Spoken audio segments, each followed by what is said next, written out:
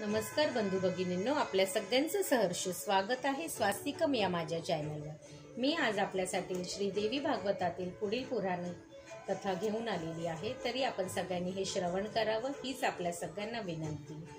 ओम नमश्च चंडिकाय, श्री गणेशाय नमः, श्री सरस्वतीभ्यो नमः। वृतासुराचा वध। देवीचा वर प्राप्त करून घेतल्यानंतर सर्व देव ऋषीमुनी सह वृताकडे गेले आणि त्यांनी गोड बोलून त्याला मोहित केले व त्यांच्याशी मैत्री करण्याचा प्रयत्न केला। इंद्रानेही अग्नीला साक्ष ठेवून त्याच्याशी मैत्री तह केला। ते दोघे मित्र बनले। वृतानेही त्यांच्यावर विश्वास ठेवला। असे बरेच दिवस गेल्यानंतर इंद्राने एकदा तो समुद्रावर वृताबरोबर फिरायला गेला असता संध्या समय संधी साधून फेसांच्या आवरणाने गदा झाकून टाकून वृतावर कपटाने प्रहार केला। त्यापूर्वी त्याने विष्णू आणि देवीचे स्मरण केल्यामुळे त्याच्या गदा प्रहारात शक्ती उत्पन्न झाली होती आणि वृताला मारण्यात अशा प्रकारे इंद्र यशस्वी झाला।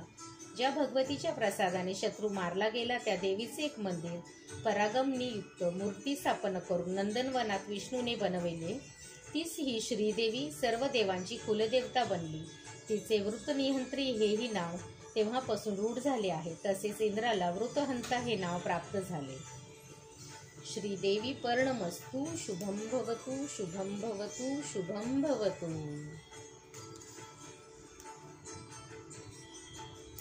ओम नमश्च चंडिकाय, ओम नमश्च चंडिकाय।